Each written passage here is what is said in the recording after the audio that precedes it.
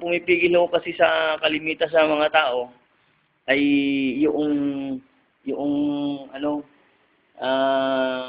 yung nakagis nating maling dala ng paniniwala ng mga Kastila. Tayo sinakop lang ng mga Kastila eh. Pagkatapos bininyagan ng mga tayo para maging Katoliko. Oh, naging Katoliko ngayon tayo. Pero hindi rin alam nating ninuno. Ang ating magulang hindi nila alam na ganun pala. Ngayon, pagkakataon natin para maumpisahan ang isang panibagong buhay ng isang Muslim.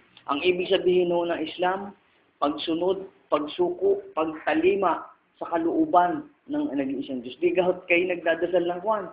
Nagdadasal kayo ng sundin ang loob mo. Ano? Dito sa lupa hanggang dun sa langit. Ano ho ang nasunod natin? Wala pa. Di nga. Kaya ngayon sa Islam, ito ang tunay na aral. Ang ibig sabihin ng Islam, pagsunod. Ang sino mang sumusunod, sumusuko, at tumutupad sa kalooban ng Allah, siya ay tinatawag na Muslim. Yun ang tinatawag na Muslim.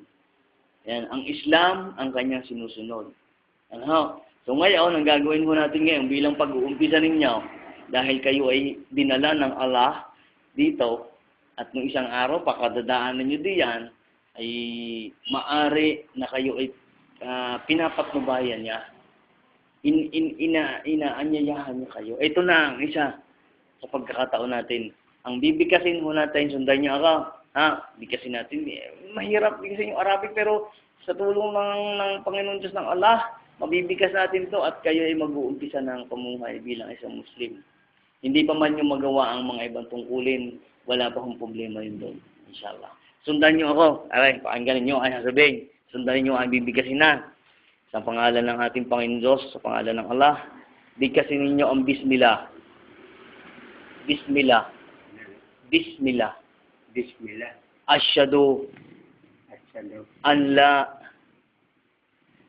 la ilaha. Hindi ko mabamuryado. Okay to. Basta sundan nyo lang ako. Bismillah. Bismillah. Asyhadu an la ilaha illallah wa asyhadu ana Muhammad abduhu wa rasulu. Ano yung pinakadasal yan? Hindi, sasabihin natin sa Tagalog pagka nabigkas nyo. Basta kailangan lang mabigkas mo natin yung Arabic. Okay. Ulitin natin yung wa rasulu. Bigkasin nyo yung Tagalog ngayon, yung kahulugan yan, ang ating binigkas. Ako'y sumasaksi.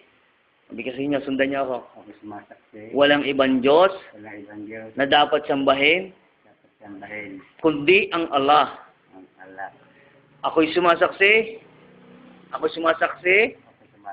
Si Muhammad ay sugo at lingkod ng Allah. Ako'y sumasaksi. Si Jesus, anak ni Maria, ay sugo at lingkod ng Allah.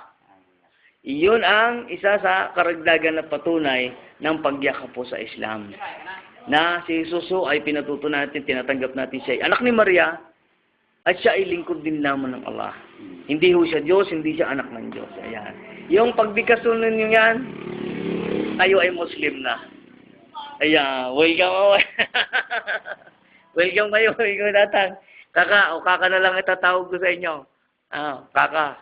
Ay, kakang Pakito. Ayan, alhamdulillah. Ang ating pong kakang Pakito ay nagbigkas na ng syahada.